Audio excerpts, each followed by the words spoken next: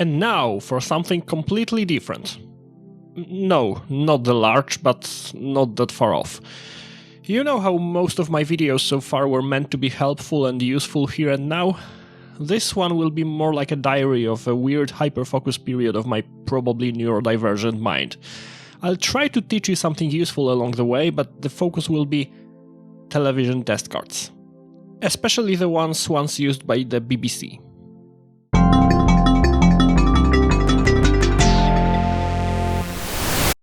It all started with this video from a channel called Matt's TV Barn, highly recommended by the way, showing a test pattern generator customized to show the one and only Test Card F. The icon of the BBC that was broadcast whenever there was nothing on, since the late 60s. The test card that spawned countless homages, parodies, even songs written about it, that made Carol Hersey, photographed at age 9 here, hold the record for being shown on TV for longer than anyone else in history. It's recognized far beyond the borders of the UK, and of course it's not difficult at all to Google how it looks. All those images on the internet are kinda bad though. Wrong resolutions, compression artifacts, VHS artifacts, you name it. I hoped that we would see the ROMs from the unit shown by Matt dumped and posted online and the world would be at peace, but our old friend, the copyright law, had other plans. I don't think anybody ever got in trouble for Test Card F, but people like Matt don't want to take chances. Understandably, of course. I can take my chances, though, at recreating it. I'm far from the first person to do so, of course. Several recreations are floating on the internet, further mudding down the overall quality of the search results. But none of them were made with respect for its engineering qualities. I want to make one that can be used as a proper test signal. What does that actually mean? Test cards weren't just broadcast to the public to let us know what channel we just tuned into. They were used in TV factories for initial calibration and quality control, and by broadcast engineers to check and tune the quality of various transmission links. They weren't just viewed on TV screens, but also on oscilloscopes. And they need to look pristine there too. What does that mean exactly? Traditional video signals transmit image information line by line, then frame by frame. Well, field by field because of interlace, but that's not relevant for what I'm talking about. The point is, the signal is only truly analog along the horizontal axis. The vertical and temporal resolutions are sacred, set in stone within a given standard, and behave almost more like a digital signal. Even the most worn-out VHS tape will perfectly preserve all the vertical definition of a picture. And what you'll see on the oscilloscope is a horizontal cross-section, one of those sacred picture lines. The y-axis is luminance, and those noise-like patterns are colors, but let's leave that for now. If you live in any PAL region other than the UK, when you think of a test pattern you probably picture this. This is the Phillips circle pattern. What can we see here? A black rectangle to check low-frequency response. Problems may cause its edges to smear. Below it is a reflection check. If you're receiving a signal through multiple paths, like building reflections, you will see an unwanted ghost image of this black needle to the right of it. Next down is a 250 kHz square wave, which may lose its squareness if there are some transmission problems. And below that, there are color bars. Those are present in some form on pretty much every color test pattern ever made. They show all pure combinations of the red, green and blue primaries. They form a neat count in binary. They look like an almost uniform staircase when you turn off the color. Full brightness color bars cause all kinds of problems when you try to broadcast them, so they are usually shown at 75% intensity. In the Phillips pattern, the square wave above also has 75% amplitude, so the two shall perfectly blend if you leave only one of the RGB channels on. In the middle, there's a grid. Together with the background grid, it can be used to check image geometry, color convergence and interlace stability on CRT screens. Below there are the so-called frequency gratings, sections of pure sine waves at well-known frequencies to check or adjust frequency response. The higher frequencies overlap within the range used to transmit color information, so most period-correct displays like the CRT TV here will show colorful artifacts over them. Further down is a uniform grayscale staircase, another reflection check, this time white on black, and a red bar on a yellow background that shall be perfectly centered with the grid. If it's not, then there's a misalignment between color and luminance information. Beneath the circle, aside from the grid, there are these colorful ears that encode pure phases of the color difference signals to verify that the color decoder works properly. The edges of the grid look like a checkerboard designed to expose faults in synchronization circuits of TV sets. The image will get distorted if there's something wrong with those. Broadcast equipment snobs may tell you that test patterns are not images and contain signals that can't be shown on an image. This pattern contains two examples of what they're talking about. One is here in the middle. You can't see it? Well, you can if I raise the brightness level. This part of the image is darker than black precisely to help you adjust the brightness. Just low enough so that it disappears, but no lower. Indeed, I can't save that as, say, PNG, but I can as TIFF with floating point encoding.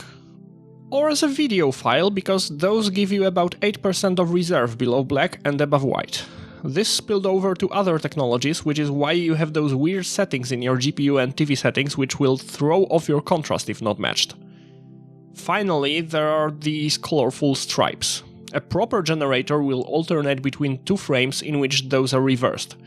But you won't see them on a PAL TV. They'll disappear or show up as noise. That's because it's a so-called anti-PAL signal. PAL TV's average color information between subsequent lines, so these stripes will cancel out. If everything goes perfect, of course. If the signal is distorted during transmission or the electronics aren't properly calibrated, it will produce a visible tint. The stripes are also extended into one of the black fields outside of the border, which is designed to expose problems with the TV's burst gating and will distort the color on these lines if there is one.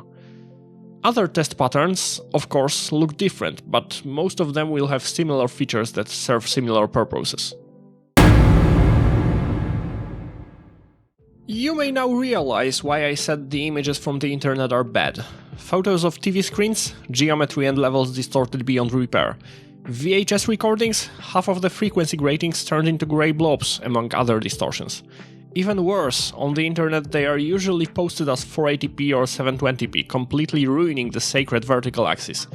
The native resolution for digitized PAL video is 720 by 576, but that didn't get popular on the internet.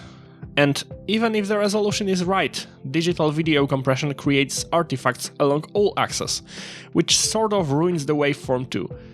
This means that even bit-perfect recordings of digital broadcasts aren't really a suitable source if you want an engineering-grade analog test signal.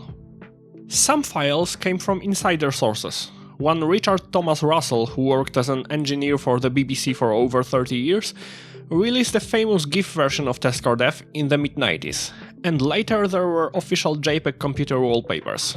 Those come from BBC's original data, but were ruined by resizing and compression. Richard's colleague Peter Vince, aka Barney Wall, posted some test card images on his now archived website, but they are rather low resolution. Similar images are found on other enthusiast websites of the era, like the invaluable Pember's Ponderings. What you can also find on websites like that are close-ups of pixel-perfect details. These are important. That's what made me realize that the grid in Testcard F is anti-aliased in both directions. Unlike the Philips pattern, there are explicit lines of in-between levels that make the grid look smoother on screen. I didn't expect that, and will definitely revisit those close-ups. Modern test card generators are just single-purpose computers with high-quality video DACs, but that's only been true since the mid-80s. Before that, the technology just wasn't there. Some generators used piles of analog circuits to generate the test waveforms in real time, like the famous Philips PM5544. Look at how many PCBs it has. But even before that, you just pointed a camera at a physical card. Well, not always literally. It could also be a slide scanner, or a monoscope where the image was fit inside the camera sensor tube. But the point is, the test images existed as actual physical artifacts, which leads me to another type of insider sources.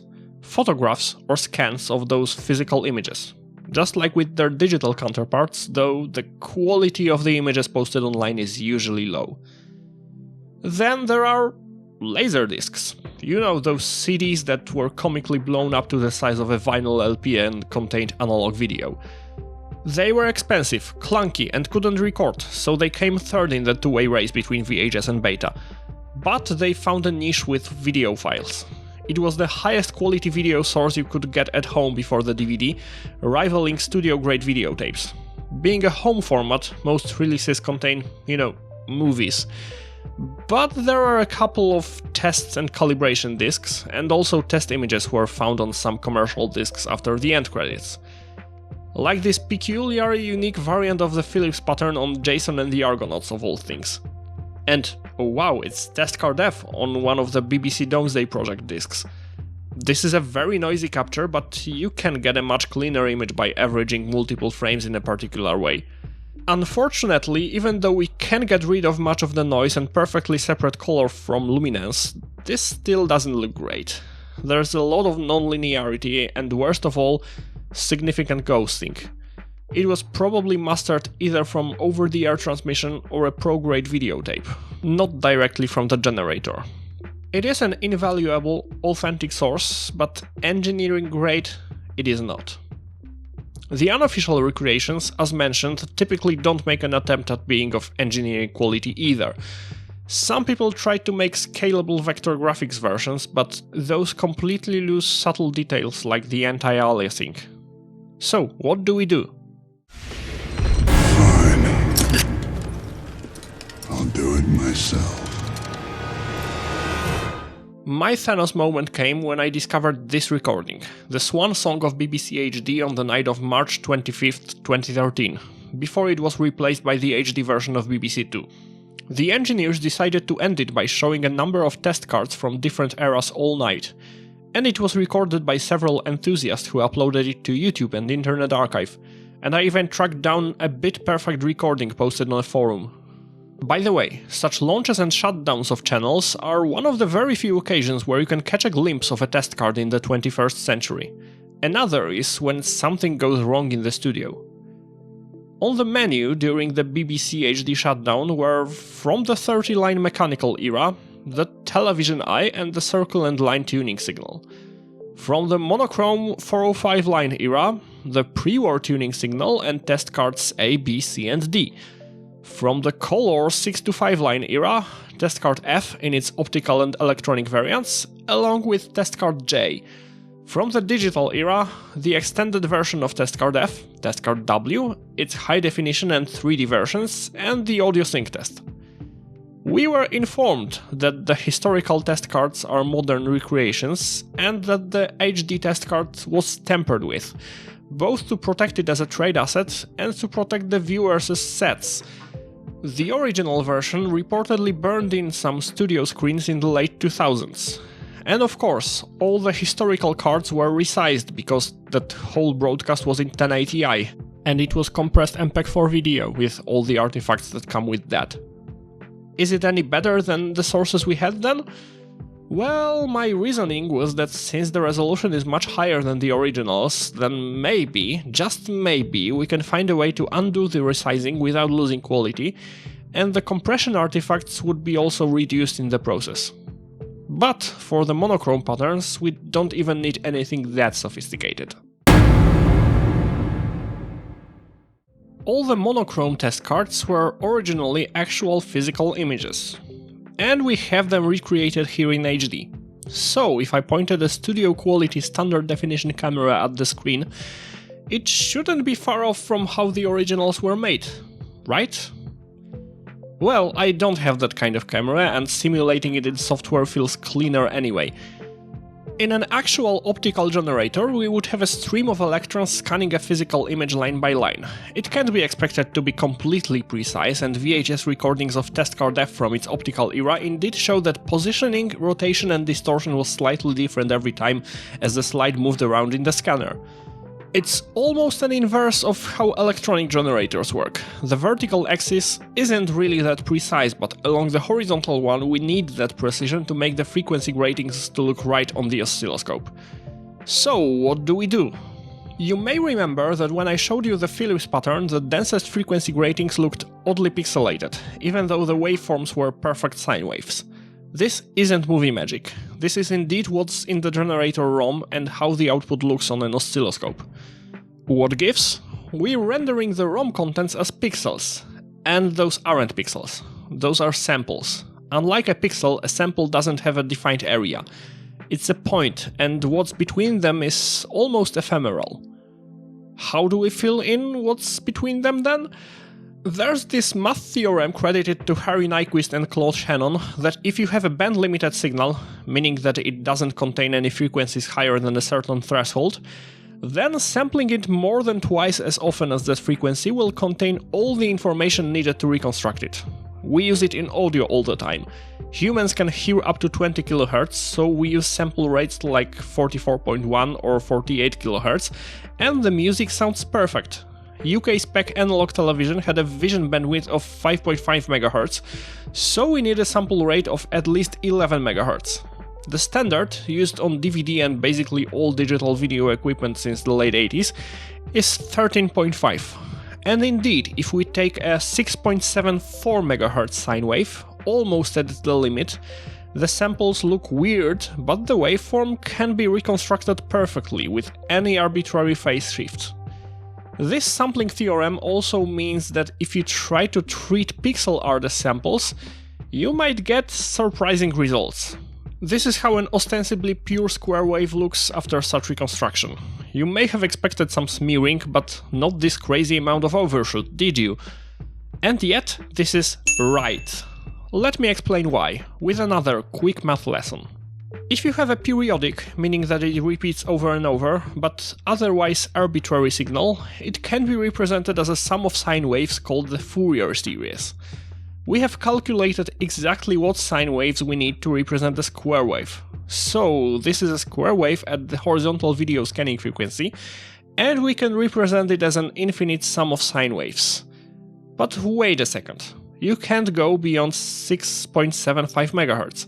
A signal sampled at 13.5 MHz cannot, by definition, contain any frequencies above that. So we stop here, and we end up with those crazy overshoots that are perhaps unexpected, but right. At least for a mathematician. An engineer wouldn't like test signals to look like that on the oscilloscope. That's why proper video test patterns are a bit blurry. I once remade the Philips pattern myself, and my version looks much sharper on a computer. After converting it to analog video, the oscilloscope shows just the ripple fest. So, back to those monochrome test cards. You should see by now why we can't resize them in an image editor. The frequency gratings get utterly destroyed by all the scaling methods. There is a proper way to resample a signal, and that involves calculating its Fourier series representation, removing the frequencies beyond the new limit, and sampling that. We have a very efficient algorithm for this kind of processing, called Fast Fourier Transform, or FFT, and it's used all the time in signal processing. If you've ever seen a spectrum analyzer dancing to the music, this is the same thing. The bars are amplitudes of different frequencies of the sound. However, when applied to video, this kind of resampling often produces visible ripples, which are technically right but still unwanted, especially if we want it to look good on a computer too. So I developed a custom algorithm which I called hybrid resampling. Its core is still Fourier resampling, but to remove the ripples, I also run the equivalent of the bicubic interpolation from image editors. In regions where the signal is close to flat, I replaced the output from Fourier resampling with that version. On the oscilloscope there may be slightly bigger ripples, but since they are always in between samples, the computer image is cleaner. So that's what I ended up using for resizing pretty much everything along the horizontal axis. The vertical scanning wasn't super precise in the original generator, so I used whatever looked good along the vertical one. For test cards A and B, that was the Lanczos filter. The final image looks good on the screen, and while the higher frequency gratings are significantly attenuated, they were like that in the HD version too. Were they like that in the original optical generator? Who knows. Test cards C and D would be a similar story if I didn't spot some compression artifacts. Those look like JPEGs. But if you're enough of a TV tech nerd, you might recognize these specific recreations. Remember Richard T. Russell? In the mid-2000s he was selling a homebrew test pattern generator, and the programming software he made for it bundled a bunch of test card images, including these two. Well, very slightly different versions.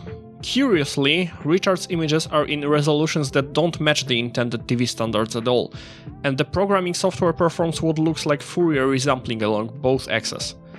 I opted for my hybrid resampler along the horizontal axis again, and the Gaussian filter along the vertical. The measured frequencies of gratings on those recreations are somewhat inaccurate, about 12% too high on test cards A and B, and about 3% too low on test cards C and D. I checked over and over if I matched the dimensions right, and it seems that I did. However, the test card A and B frequencies get pretty much perfect if you zoom them in past the alignment grid, so maybe that was the intended framing? Again, who knows.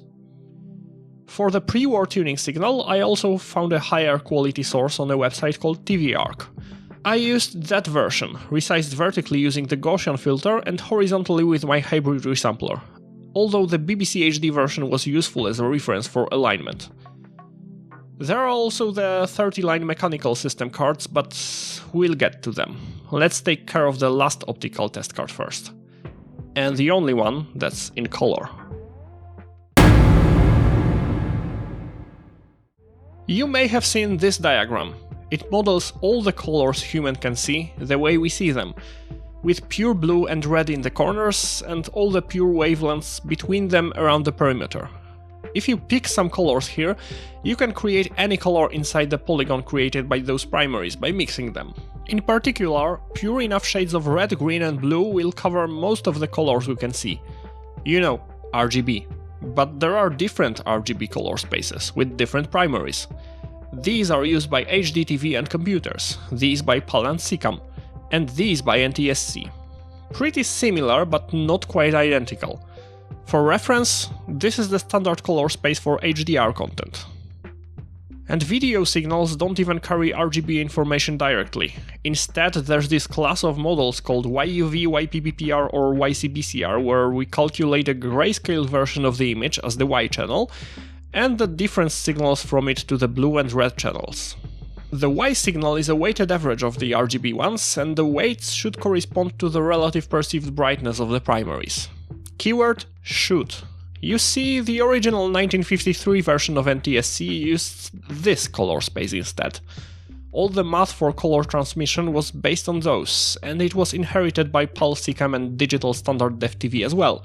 Meanwhile, TV manufacturers switched to different CRT phosphors that produced less saturated colors in exchange for a brighter image. But the math wasn't updated until the high-definition era. So, when converting between video formats, you should convert the color space accordingly, with respect to the target primaries and channel weights. Again, should. Sometimes the conversion is misconfigured, resulting in a distinctive discoloration. The BBC HD broadcast that I worked with appears to have properly adjusted for the different channel weights, but not for the slightly different shade of primary green. Fair enough, given how slight the difference is. Either way, I now knew how to recover the color in a format that's compatible with the originally intended PAL broadcast. Other than that, the process wasn't too different than for the monochrome cards. Hybrid resampling along the horizontal axis, Lanczos resizing along the vertical. The color bars at the top were originally an overlay from an electronic generator, so a bit of additional editing was needed to recreate the sharp edge of that. What about those mechanical system cards though? All other images were originally intended for display on CRTs, and the CRT's brightness characteristic is not linear. Instead, it follows a power law of the input signal level, with an exponent called gamma of somewhere between 2 and 3. People didn't really agree on the precise value, with the computer people favoring approximately 2.2 and the television people standardizing on 2.4. Historical standards mentioned values as high as 2.8. These power laws are now simulated by modern flat panel displays, and the computer and TV standards still use different values, so you might get an image that's slightly too dark when you connect your PC to a TV. Anyway, the Bird televisor didn't use a CRT at all, and its neon tube operated in a range where it seems that its response was roughly linear. So, what do? I applied the 2.4 gamma function to the mechanical system test cards to get a proper linear signal. Those were also a challenge to resize. The image is scanned vertically here, and the resolution is comically low compared to anything newer. When I tried Fourier resampling along the vertical axis, the amount of ripples was completely unacceptable, so in the end I used simple cubic resampling, and Lanczos along the horizontal axis. This feels wrong, but the results look clean for some reason. Does using linear light values mean that those images look way too dark on a modern display? Well, it would, if it wasn't for color management. There's a data format called an ICC profile that allows you to specify the precise relationship between digital image data and real-world color science, with information such as exact color primaries as well as the transfer function, which may be arbitrary, including any gamma value. ICC profiles can describe imaging devices like displays, printers or scanners so that the computer can convert data exchanged with them to best match the intention, or they can be attached to image files so that their data can be converted to the output device's characteristics. The output files of all my recreations all have ICC profiles attached, so they should look right on any device. Video files, by the way, typically don't have such sophisticated metadata, but they can specify which one of several common standards they are encoded with. The electronic test cards are an entirely different beast. This time there's no slide to be imprecisely positioned. We need an absolutely pristine signal. So what can we do? First, let's make sure that the input data is as clean as possible. We know that the high-definition card has been deliberately degraded, in part by modifying the luminance curve to compress the brightest parts. We also know that these two gradients here shall be perfectly uniform. And in this version, they aren't. So we can use the inverse of this curve to undo the distortion. Darker than black information seems to be lost though, so there's no second dot here where it should be. The color bars were also desaturated, which would need to be undone manually. And we certainly can't undo the lossy compression. The standard definition cards don't seem to be deliberately degraded in any way, but those gradients in test card W still have some weird non-linearity. We can correct that the same way though. I hoped that we could use a descaling algorithm to reconstruct the original resolution. When you upscale an image from standard to high definition, the new pixels are in a way a weighted average of surrounding ones from the original. Since there are more pixels now than at the beginning, then if we know the weights, we can in theory reconstruct the original. And if we know the resizing algorithm, like bilinear or bicubic, we know the weights. There is software that performs such inverted scaling, and bilinear descaling indeed gave me fairly clean results, but unfortunately not clean enough. Better than many of the versions found on the internet, but still exhibiting significant artifacts. So it looks like the only way forward is redrawing those images from scratch, using other available versions as references. Let's start with the one that wasn't in the BBC HD broadcasts, Test Card G. It's a variation of the Philips pattern, and we know exactly how it differs from the original. I started by cloning data from the PT5300 into two layers, one with a clean background grid and one with the contents of the circle extended outwards. Then we can lift the luminance of the square wave, color bars and color alignment sections by 25%. Replace the frequency gratings with different ones generated with the script, carefully making sure that the waveform is contiguous. Limit the antipulse signal to the areas where the BBC version had it, and redo the circle mask. In the end, I made a script that does all that precisely and authentically recreates the jagged circle edge using data that was actually ripped from PM5544's 256-byte memory. I had to guess the slope of this edge, but that's where the JSON and the Argonauts laserdisc came in handy. I measured the slope there to correspond with an edge cut from a 2.7 MHz waveform.